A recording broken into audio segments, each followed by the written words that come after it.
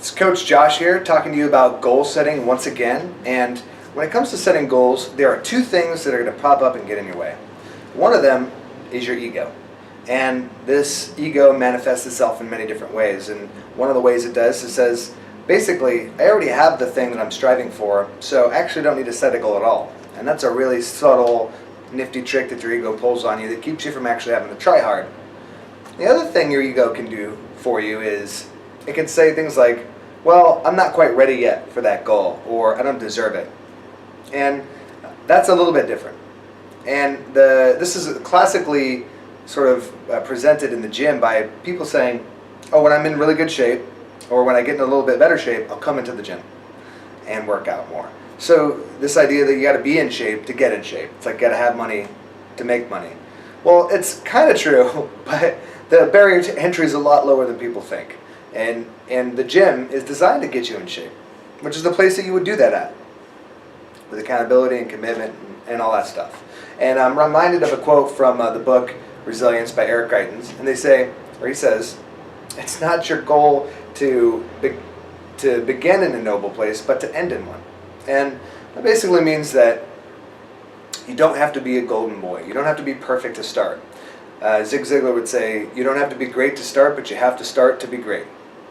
And that's how the ego will come into play and try to keep you from taking action and moving forward.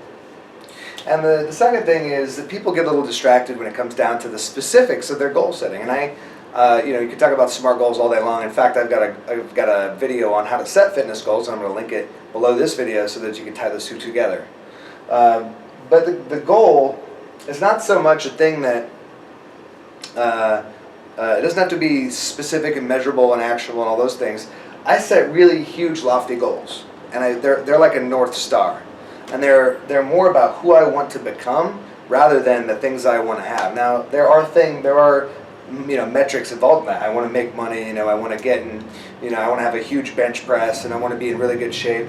There's a lot of fun things that are numbers that are part of my goal, but it's more about becoming the person that I want to be. And then once I've got my North Star set for who I want to be, everything else is just a strategy or a tactic. Everything else is just a path. There's many ways to get to the North Star. There's many ways over the mountains. It just depends on where you're at and what you're good at as to which path you choose to get there. So once you have your North Star set, it's going to be a lot more clear about what path belongs to you. So don't let your ego get in the way, and think more about who you want to be versus what you want to have, and this whole goal setting thing will start to become a little bit more clear. All right, I hope I shed a little bit of light on the subject of goals. This is Coach Josh from Training for Warriors Portland, helping you bring out the warrior within.